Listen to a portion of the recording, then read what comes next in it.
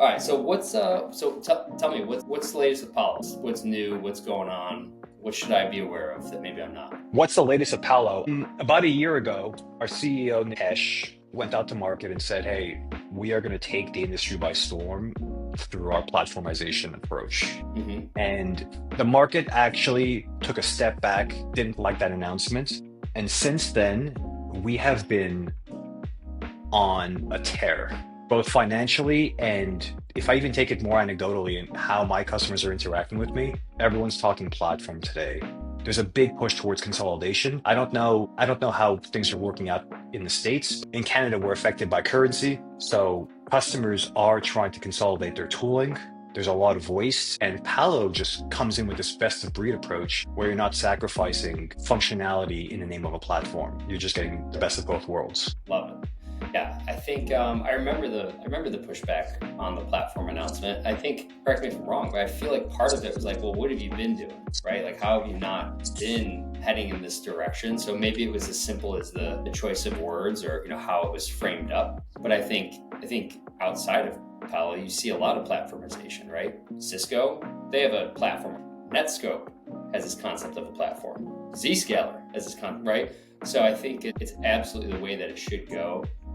The fractured nature of cybersecurity is something that's always been a challenge. Do you see that starting to come together, or do you think it's going to remain fractured? It will.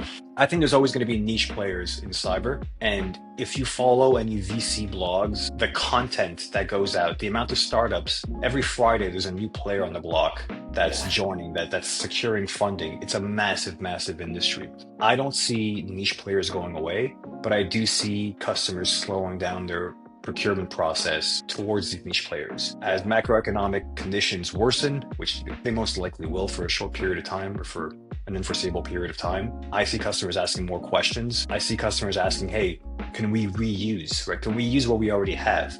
Whether your platform is Cisco or Palo or another, do we have a tool that will get us as close as whatever niche vendor X is proclaiming to achieve? What's great about Palo and what I'm experiencing personally is that within our portfolio, nothing's lagging. If you take our next gen firewall, which is how Palo came to be, or you look at SD-WAN, or you look at IoT OT, or if you look at our XDR, everything is a top right product. So individually, as a sales rep, I can compete. Individually, customers can be satisfied without basing themselves off of the next gen firewall. And to top it off, if you look at the platform play, you could have a single pane of glass to do all of it. You could have one policy across the enterprise. It really becomes interesting. It's awesome.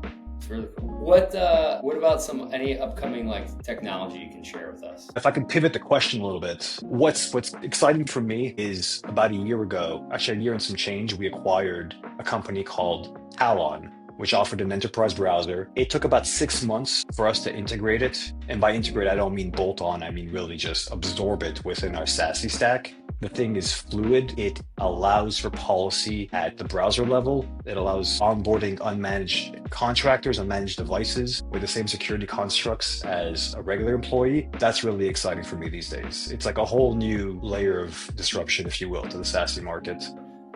I know there are other browsers out there that do similar things, but I do think that the browser itself has long been an overlooked area of concern, right? Of policy enforcement and everything else. It seems like we try to enforce policies in a number of different ways without actually addressing the browser. And now we're starting to see that change and evolve to where we have an enterprise browser, and that's what you're going to use, whether it's Palo or a different one. No, exactly. I mean, tools have too long relied on just network-based functionality. But Yeah. at the browser layer, you're basically working with unencrypted content, Right. right? So if Yeah. I'm a sales rep, I'm in Salesforce. Maybe I have access to an account that I shouldn't have access to.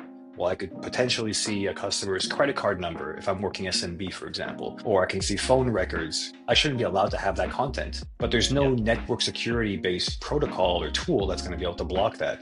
So when you have an enterprise browser like Prisma Access browser, I can actually block out content based on DLP policy.